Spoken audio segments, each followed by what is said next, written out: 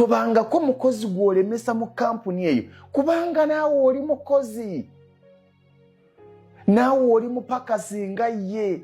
Ekibawula nti ye bamuleka eno mu lujjulungu gwe ne bakuwa woofiisi.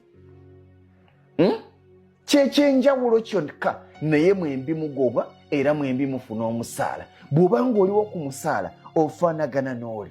Ekyenjawulo ekibawula woofiisi kwe mutuula naye nga naawe you are an employee. Oli mukozi w'omuntu. N'olwekyo tolemesanga mukozi yenna ne bw'oba ng'omusinga amayinja. Kubanga wano w'omulemeseza ajja kgenda akola ebibye, naawe bajja kukugoba omusangeyo. Nze ndabye abakozi bangi abaali abakozi, abamu ku basajja abaali abamanyi mu makampuni ne babalemesa, n'agenda ebweru n'akulaakulana. Oli n'asigala nga maneja ne batuuka ne bamugoba n'ayenga enfuufu.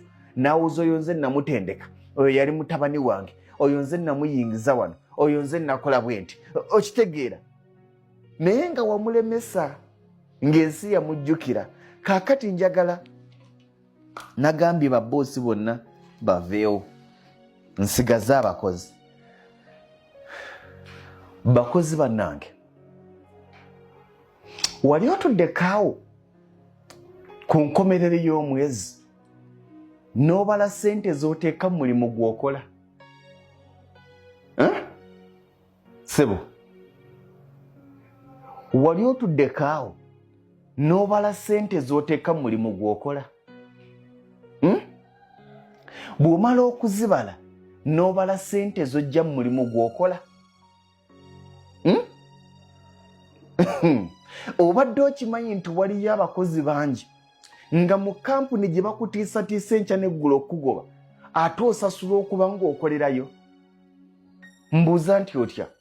Kubanga kampuni nnyingi wano e Uganda omusaala gwazo ngumanyi $60,000 kakadde. Naye njagala obalemu ssente mmeka zossaamu okutuukiriza ogwo omulimu ogukusasuza akakadde. Nze nnyina omukozi gwe nali njogera naye ng'afuna akakadde naye ngassaamu obukadde obwo bumeka? 2.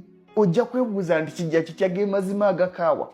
Tukibale ng'omukozi afuna $60,000 omwezi, ng'akozesa 5,000 okujja n'okuddayo 10,000 mmeka? 5.